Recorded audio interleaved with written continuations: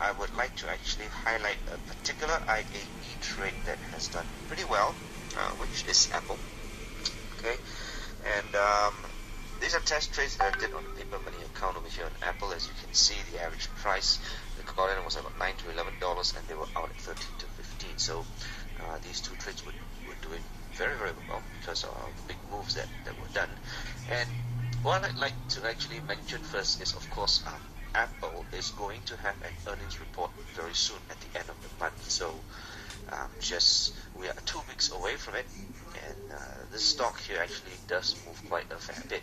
Okay, and what I used to do, of course, to give you a magnitude of how the stock actually moves, okay, I actually draw some lines here to show you, okay, what happens to Apple. Okay, so I make a line on each of Apple's earnings day. As you can see that. Okay, there's another one here.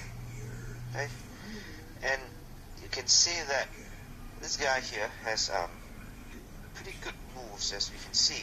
So this particular move, thereabouts, I'm just drawing an approximate day 3 kind of move, right? I'm going to draw the line here. I'm going to draw the line. This is day 1, day 2, day 3. Okay, so some extremes over here. There you go. Okay, and these are just several moves that we have noticed here. This one was a whoppingly good one over here, and of course this one over here was still ongoing, and there we go.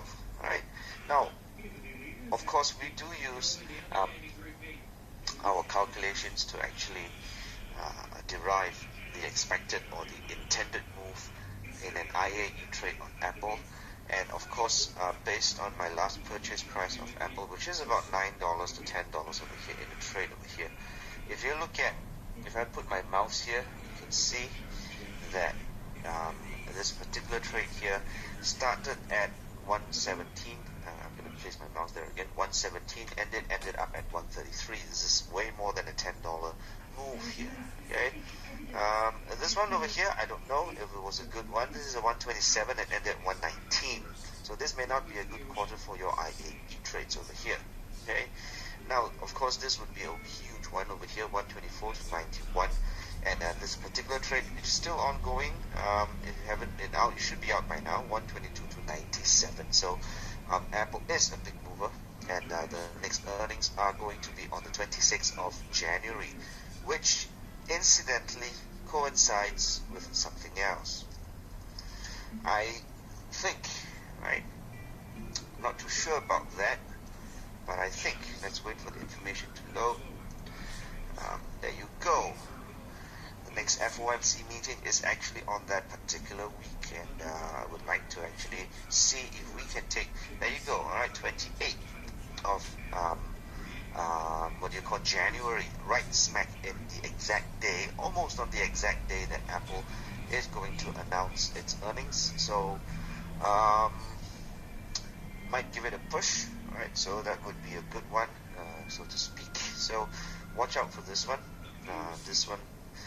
I used to like to trade Apple quite a fair bit before it actually split, and it seems that the moves that it can do are going to happen once again. So this is something that we are going to look forward to.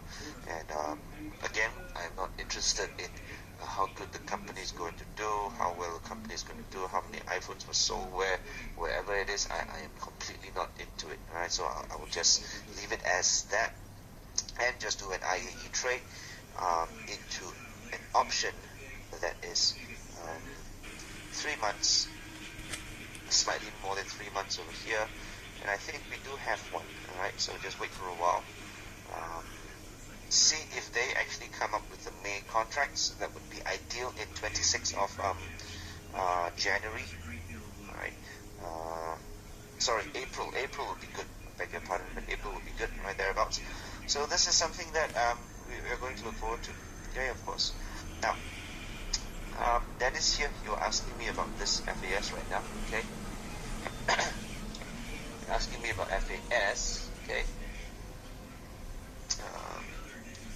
Give me. Okay, everyone, give me a second. Someone has some trouble with audio.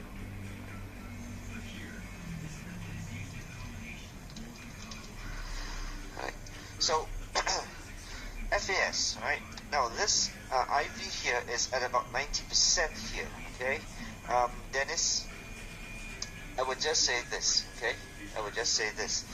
Wait for the IV to settle down today when the market does open, because it has lopsided. It's 83 on one side and it's about 110 on the other side. So just wait for this to settle down. Now, a few things over here which people have been asking a few times. Actually, I got some calls last week or so,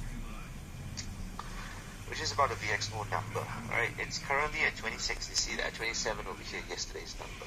Okay, so it should settle down quite a fair bit, and this is the actual number. One of the main questions that I always get asked almost every week is, what is this VXO? Right? The VXO is actually the ratio of put options versus calls that are traded in the CBOE, which is the Chicago Board of Exchange.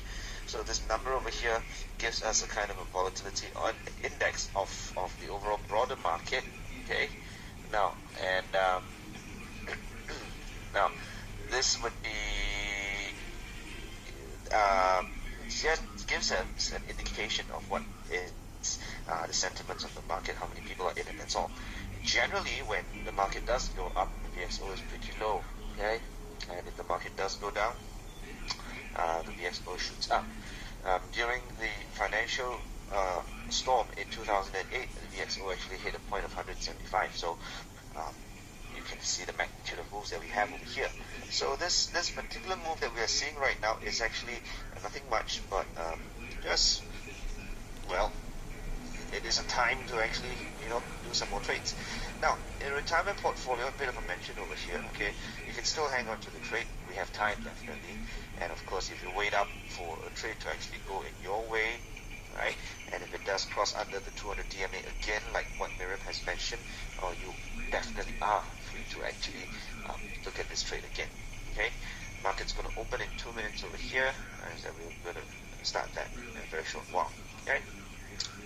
Now, while we wait for the market to open, just a quick mention over here about, let's say, another form of options calculator you might want to take note of, okay? Let's look at the spiders right now, okay? So let's wait for the market to buffer up the spiders numbers. And some of us actually use this options calculator here, which is called Theo Price.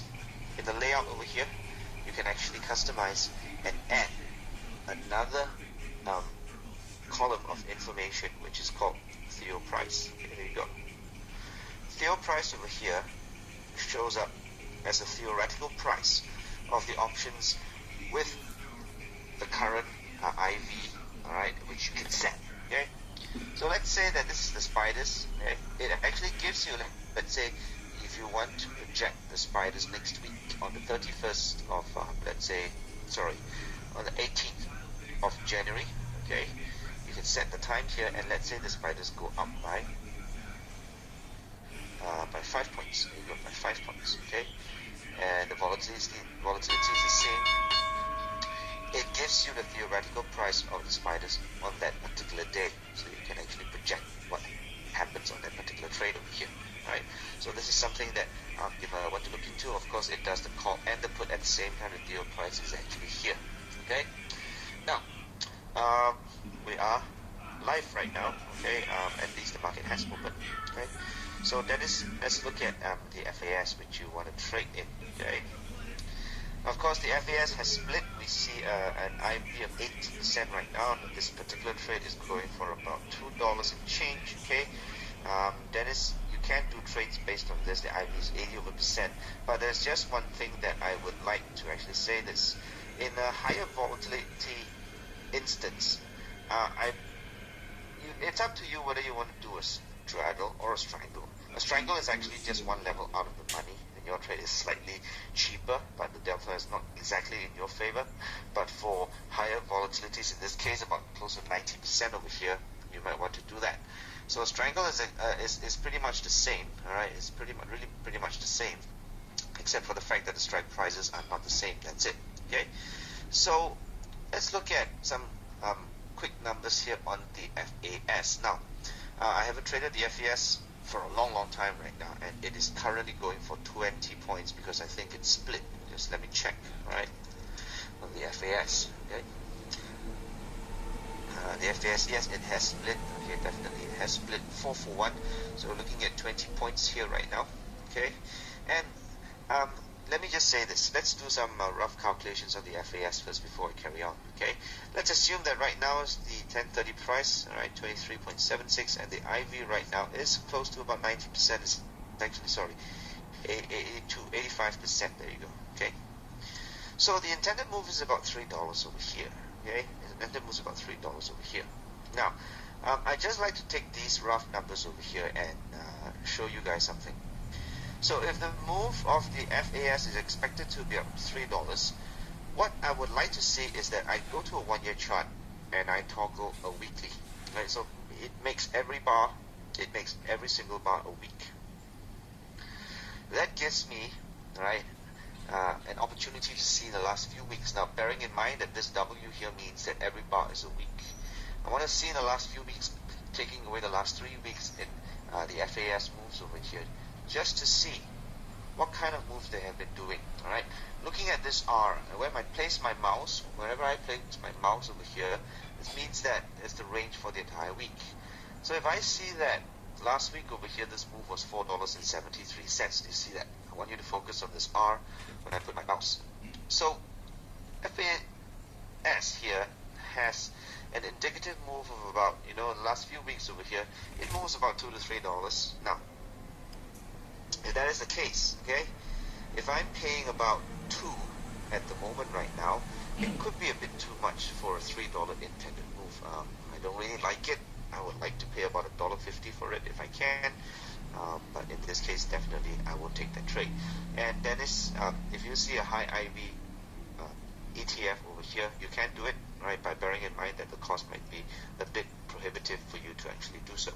Okay, so I'd like to do a quick number here on the FXE, which is the euro currency. Okay, 106.3, which makes our strike price of 106.5. Right.